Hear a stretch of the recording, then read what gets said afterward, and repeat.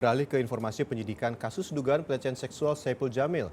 Pemirsa, pekerja seni di tanah air kini kembali jadi sorotan. Bukan prestasi dan nama baik yang diperbincangkan, melainkan kasus pelecehan seksual kepada remaja belia. Ya, Saipul Jamil sempat mengakui semua tuduhan, namun ternyata kini sang pengacara membantahnya.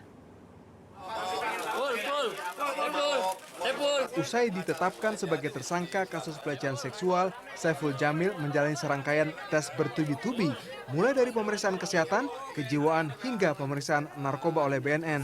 Entah karena menyesal atau lelah dengan semua pemberitaan mengenai dirinya, Ipul sempat menangis saat hendak kembali ke sel tahanan. Pokoknya doain aja, semoga aku dijauhkan dari orang yang menzolimi aku. Siapa bang? Siapa bang ini bang? Bang Minta doanya aja, benar-benar aku sehat. Ini mobilnya. Ya bisa selesai masalahnya. Kepada polisi, Saipul sempat mengakui semua tuduhan. Namun keluarga besar Saipul dan kuasa hukumnya justru menuding pedangdut itulah yang menjadi korban. Bahkan kuasa hukum membantah kliennya telah mengakui segala tudingan.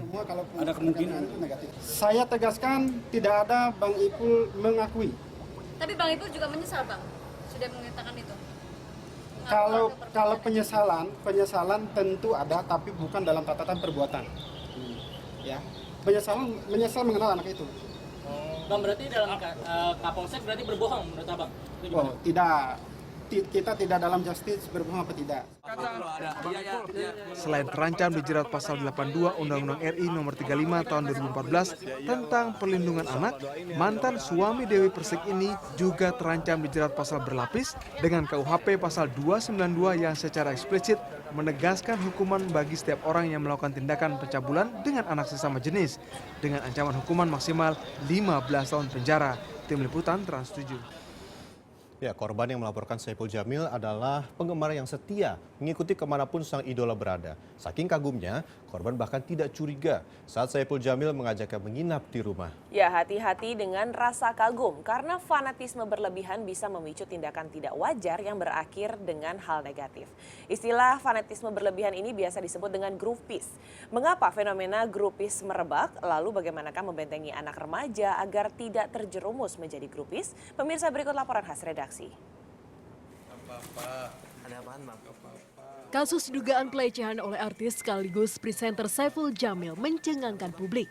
Korban yang menjadi penggemar setianya juga tidak menyangka. Selama ini menjadikan sang idola sebagai panutan dan pujaan, justru menjadikannya korban tindak asusila. Iya, korban DS memang begitu mengidolakan Saipul Jamil.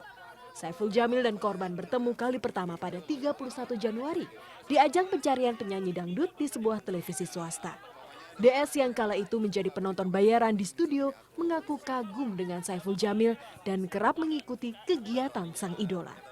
Pada pertemuan ketiga, Rabu malam justru menjadi petaka bagi DS.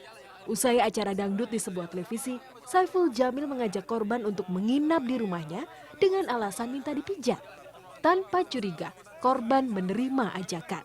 Terlebih ada iming-iming uang yang akan diberikan usai memijat. Apalagi ini kemudian public figure yang potensial seluruh aktivitasnya itu diikuti, apalagi oleh anak-anak. Kita lihat juga di media ada fans yang tetap aja dalam posisi gelap mata memberikan support. Saya kira ini hal perlu diedukasi juga kepada masyarakat. Fanatisme berlebihan terhadap artis idola bisa berujung pada perbuatan di luar nalar. Apapun dilakukan demi bisa berinteraksi dengan sang idola. Fans berulah tak wajar ini biasa disebut dengan istilah groupies. Bagi groupies, melihat idola mereka saja tidaklah cukup. Groupies merasa terobsesi untuk memiliki interaksi sosial dengan artisnya. Akhirnya beragam cara pun ditempuh. Bahkan tak jarang nilai sosial, norma dan agama dilanggar demi terwujudnya obsesi, yakni dekat dengan idolanya.